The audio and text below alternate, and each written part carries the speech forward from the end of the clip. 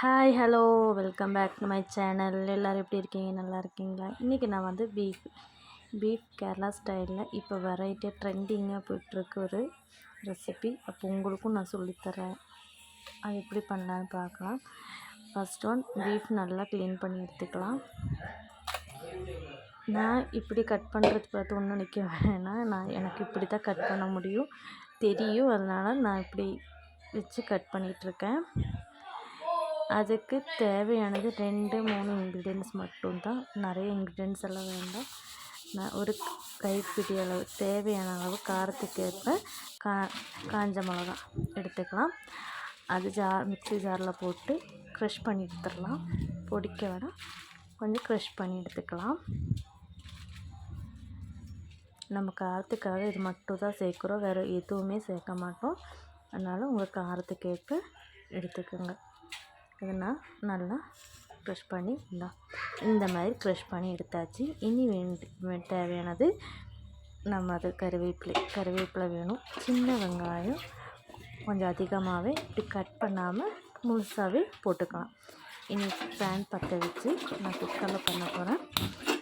Cooker பற்ற வச்சு எண்ணெய் ஊற்றிக்கலாம். நான் இங்கே தேங்காய் எண்ணெய் எடுத்துருக்கேன். தேங்காய் எண்ணெய் தான் கொஞ்சம் கூட டேஸ்ட்டாக இருக்கும், கொஞ்சம் ட்ரை பண்ணி பாருங்கள். இனி என்னோடய சேனலை புதுசாக பார்க்குறவங்க சப்ஸ்கிரைப் பண்ணுறக்கும் ஷேர் பண்ணுறக்கும், உண்மையாக சொன்னோன்னா கமெண்ட்டே வர மாட்டேங்குது, அதனால் கமெண்ட் பண்ணுறக்கும் மறந்துடாதீங்க. அதுக்கப்புறம் நான் அந்த கருவேப்பிலை போட்டாச்சு. அதுக்கப்புறம் சின்ன முழுசாகவே அப்படியே போட்டாச்சு. பின்ன இந்த மிளகா எல்லாம் போட்டு நல்லா மிக்ஸ் பண்ணி எடுத்துக்கலாம். நல்லா மிக்ஸ் பண்ணி இப்போவே ஸ்மெல்லு நல்லா வரும். இது நல்லா டேஸ்ட்டுன்னா அவ்வளோ டேஸ்ட்டு, வேறு ஒன்றுமே வேண்டாம் சாதத்து கூட. இனி தேவையான அளவு உப்பு போட்டு நல்லா மிக்ஸ் பண்ணி எடுத்துக்கலாம்.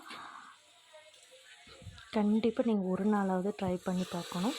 அதுக்கப்புறம் கழுவி வச்ச பீஃப் அதை நான் எடுத்துருக்கேன். பீஃப் எடுத்து நல்லா போட்டு மிக்ஸ் பண்ணி எடுத்துக்கலாம்.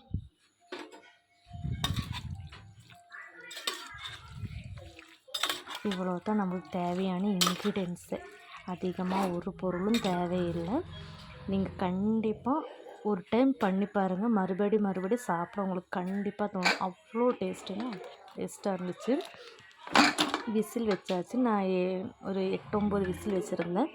அதுக்கப்புறம் வெந்துருச்சு. திறந்து பார்த்தப்போ வெந்திருக்கு. அப்போ நான் என்ன செஞ்சேன், அது தண்ணி இருக்குது, அப்போ இனியும் இருக்குது நம்மளுக்கு வேலை. இந்த தண்ணியெல்லாம் நம்ம ஒரு பேன் பற்ற வச்சு அதில் கொஞ்சமாக எண்ணெயை ஊற்றி இந்த அப்படியே நம்ம குக்கரும் திறந்து அந்த தண்ணியோட ஃபுல்லாக அதில் போட்டு நல்லா வத்துற வர, நம்மளுக்கு எவ்வளோ கன்சிஸ்டன்சி வேணுமோ அவ்வளோ வத்துற வர நம்ம இதை வச்சு நல்லா மிக்ஸ் பண்ணி கொடுக்கலாம். உங்களுக்கு நல்லா சாராக வேணும்னா இப்படியே ஸ்டவ் பண்ணிடலாம். இல்லை குறுகின மாதிரி ஃப்ரையாக போதும் அப்படின்னா பண்ணிக்கலாம். கடைசியில் நான் கொஞ்சம் கொத்தமல்லி போட்டு மிக்ஸ் பண்ணி எடுத்துட்டேன்.